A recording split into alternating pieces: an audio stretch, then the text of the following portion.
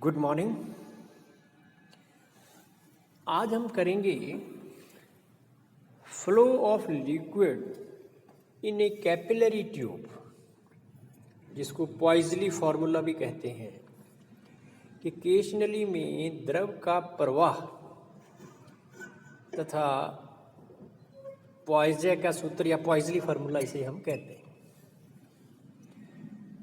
देखिए, जब कोई विस्कस जो लिक्विड है किसी एक समान क्रॉस सेक्शन एरिया की जो केशनली है उसमें से प्रवाहित होता है, तो नली से द्रव के प्रवाह की दर व वेग की गणना के लिए पॉइजली ने एक सूत्र दिया था। जैसा इस चित्र में एक ट्यूब दिखाई गई है और इस ट्यूब का त्रिज्या जो है वो स्मॉल r है। इसकी लेफ्ट साइड में जो प्रेशर है वो दूसरी साइड से ज़्यादा है और वो है P। अब इस ट्यूब में से प्रति सेकंड कितना द्रव आगे जाएगा और उसका वेग कितना होगा, इस सब की कैलकुलेशन जो है वो हमें करनी है, वो पॉइजली ने की थी। इससे पहले हम कुछ परिकल्पनाएं हैं, अजम्पशंस हैं कि केशनली का जो काट क्षेत्र है वो एक समान है और द्रव का जो बहाव है वो उसके अक्ष के अनुदिश है। नली जो है वो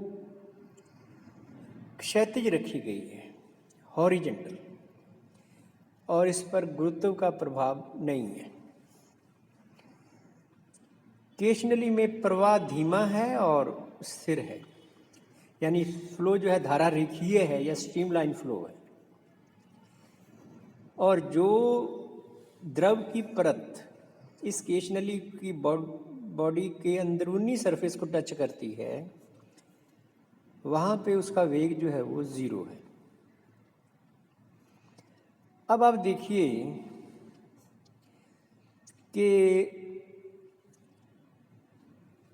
इस में से पास होने वाला द्रव कितना होगा, ये कैलकुलेशन करने से पहले आप इसमें एक x दूरी पर, इसके एक्सिस से x दूरी पर एक बेलनाकार द्रव की परत पर विचार करिए, जिसकी जो आंतरिक त्रिज्या है x है और इस बेलनाकार परत का जो बाहर वाली त्रिज्या है वो x प्लस dx है, dx बहुत छोटा है। इस परत का जो क्षेत्रफल है वो होगा 2 पाई x l। l यहाँ पे इस ट्यूब की लंबाई है। अब इस पूरी परत पर जो द्रव का वेग है वो समान होगा। यदि हम ये मान लें कि इस परत पर वेग प्रवणता जो है द्रव की वो dv/dx है, तो न्यूटन का जो सूत्र है वो ये कहता है कि F = -ηA dv/dx। यहाँ पे dv/dx जो है वो वेलोसिटी ग्रेडियंट है और 2 पाई xl जो है वो एरिया है इस सिलेंड्रिकल जो हमने माना है परत, सरफेस। अब देखिए कि ये जो श्यान बल है, इस श्यान बल के बराबर कोई बाहरी बल लगना चाहिए, तभी जो द्रव का प्रवाह है वो इस ट्यूब के अंदर यूनिफॉर्म या समान वेग से चलेगा। अब यदि आप देखिए कि यदि लेफ्ट साइड में दाब P ज़्यादा है, तो इस P दाब से इस सरफेस पर, ये जो सरफेस को साइड से देखेंगे, साइड सिलिंड्रिकल सरफेस को जो इस साइड में दाब P है, तो उसकी वजह से यहाँ पे जो लगने वाला बल है, तो बल होता है, दाब जो होता है बल बटे क्षेत्रफल होता है। तो बल जो है वो दाब इंटू क्षेत्रफल, दाब जो है वो P है और क्षेत्रफल जो है वो A है, तो P इंटू पाई x², इतना साइड लेफ्ट साइड में जो इस सिलिंड्रिकल सरफेस के क्रॉस सेक्शन पे लगेगा। अब ये दोनों बल ये जो बल है वो श्यान बल के बराबर होना चाहिए, तभी एक समान बहाव इसमें आएगा। तो P pi x square is equal to minus eta 2 pi x L D V by D X. Simplify कीजिए तो D V is equal to minus P X upon 2 Neeta L D X. Integrate कीजिए तो v is equal to minus P X square upon 4 Neeta L plus C at X is equal to R v is equal to 0। ये boundary condition है। क्या है? क्योंकि उस केशनली की boundary पर जब x is equal to R होगा वहाँ पे वेग जो है वो 0 है। इससे c का मान जो मिला वो p आर स्क्वायर 4 नीटा एल। ये c कांस्टेंट वहाँ पे रखें तो v is equal to p 4 Neeta L R square minus x square. x यहाँ पे सिलेंडर के एक्सिस से दूरी है। अब आप यहाँ से देखिए कि v और x स्क्वायर, v है इधर से इस साइड में और x है दूरी सेंटर से, तो आप देखिए v और x के बीच जो रिलेशन है वो v में x स्क्वायर आ रहा है। इसका मतलब ये पैराबोलिक रिलेशन है। x इज इक्वल टू 0 पर वेग सबसे ज़्यादा होगा जैसा आप यहाँ पे देख रहे हैं, और जब x is equal to r होगा तो वेग की वैल्यू 0 हो जाएगी, जैसा आप इस बाउंड्री कंडीशन में भी पुट कर चुके हैं। तो ये आपको वेग और अलग अलग पोजीशंस पर कितना कितना वेग होगा उसके बीच संबंध बताता है। अब है दूसरी चीज कि बेलनाकार पर्त से प्रवाहित द्रव की जो प्रवाह दर है, यानी इकाई समय में कितना द्रव आगे जाएगा, तो उसके लिए dv मान लीजिए इस सिलिंड्रिकल जो ये आपने शेल कंसिडर किया है, इसकी बाउंड्री से बाहर की तरफ निकलने वाला जो द्रव है वो dv है। तो ये काट का क्षेत्रफल इनटू वेग।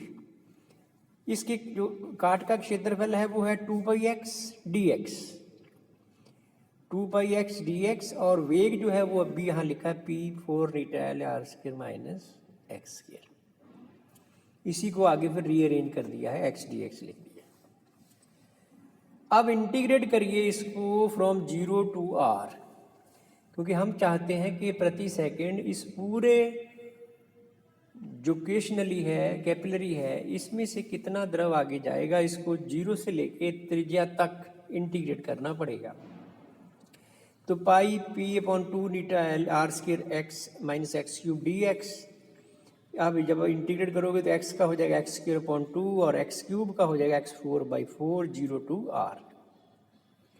अब आप लिमिट लगाएंगे अपर तो pi P R raise to power 4 upon 8 नीटा एल। इसे कहते हैं जी पॉइज़ली फार्मूला। यही पॉइज़ली फार्मूला है। तो इकाई समय में जो द्रव की प्रवाह है वो समानुपाती है p के, दाब के समानुपाती है। जितना दाब अधिक या ज़्यादा होगा लेफ्ट साइड में, द्रव के बहाव की दर भी उतनी ज़्यादा होगी। दूसरा है त्रिज्या की पावर 4 के समानुपाती, v is proportional to r raise to power 4। यानी त्रिज्या यदि आप दुगनी कर दें तो जो प्रति सेकंड बहाव होगा वो 16 गुना हो जाएगा। फिर तीसरी चीज़ है कि लंबाई बढ़ने से, ट्यूब की लंबाई बढ़ने से v का मान गिरेगा। और चौथा है कि जब नीटा शांता गुणांक ज़्यादा होगा किसी भी द्रव का, तो उस शांता गुणांक के ज़्यादा होने से द्रव का प्रवाह दर जो है वो कम हो गई। कि ज़्यादा यदि विस्कस है तो कम द्रव जो है वो पास होगा। अब देखिए कि यदि दाब, ये तब तक समीकरण वैलिड है जब तक कि उसमें से फ्लो जो है वो स्ट्रीमलाइन है।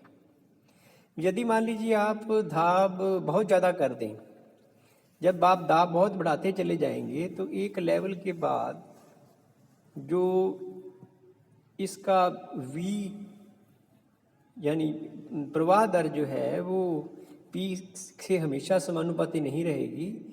यदि ज़्यादा करोगे तो ये जो प्रवाह है ये टर्बुलेंट हो जाएगा, विक्षुब्ध हो जाएगा, और उस स्थिति में जो v है वो लगभग जो है वो प्रोपोर्शनल हो जाएगा स्क्वायर रूट ऑफ पी।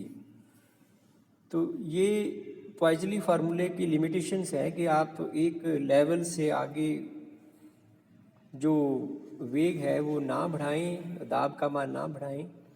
इसको फिर क्रांतिक वेग या कुछ इस तरह के नाम दिए जाते हैं, क्रिटिकल वेलोसिटी वगैरह। तो वो हम करेंगे नेक्स्ट टाइम।